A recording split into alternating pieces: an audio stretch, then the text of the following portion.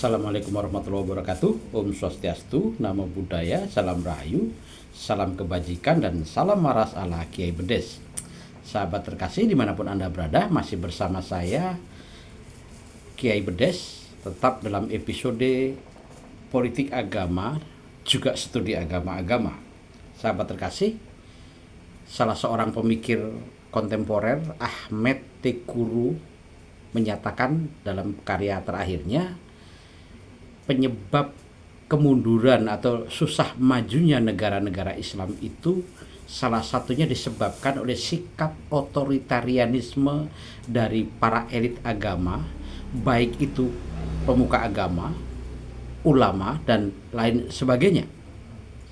Salah satu bentuk otoritarianisme yang menjadi sikap elit agama ini adalah mereka menjadi tipis telinga atau anti kritik, mengkritik ulama seakan-akan mengkritik kebenaran. Padahal kalau kita merunut pada literatur Islam sendiri, ada sebutan sebagai ulama su, atau ulama-ulama bukannya tidak pintar, tapi karena rakus dan lain sebagainya menyebabkan mereka tidak lagi konsisten pada nilai-nilai yang diajarkan oleh agamanya sendiri. Tetapi sayangnya mereka tidak bisa dikritik. Mengkritik mereka seakan-akan mengkritik kebenaran itu sendiri. Maka dalam konteks itu, ulama seakan-akan sudah menjadi autotheism. Dalam satu studi tingkat lanjut, Advanced Christianity, disebutkan, saya tidak takut pada agnostisme. Saya juga tidak takut pada ateisme. Saya juga tidak takut bahkan pada antitheism.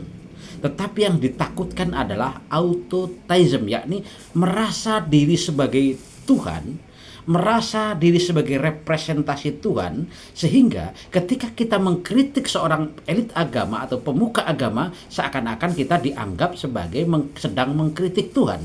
Akibatnya mereka tidak segan-segan melabeli, membuat stigma negatif kepada orang-orang yang menyatakan kritik kepada para ulama.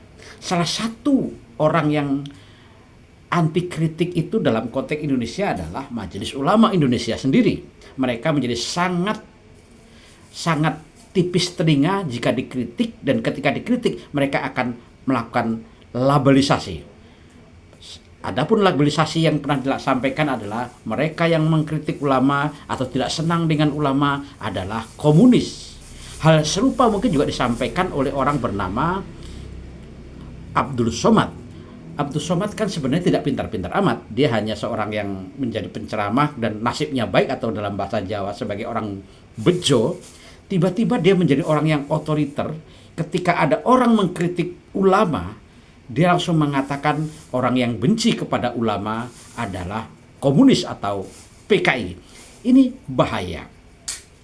Kita ingat pada peristiwa setelah tahun 65 misalnya, ada orang-orang yang tidak pernah diproses secara hukum, tidak melalui proses peradilan, tiba-tiba distigma sebagai komunis, lalu diadili oleh massa, bahkan sampai dibunuh oleh massa dengan sangat mengenaskan hanya karena stigma.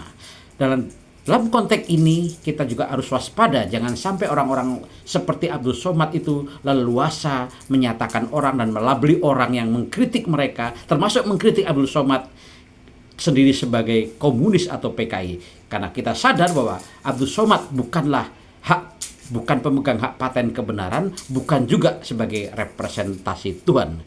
Ini yang dapat saya sampaikan pada episode ini. Terima kasih. Om Swastiastu, Namo Buddhaya, Salam Kebajikan, Salam Rahayu, dan Salam Waras ala Kiai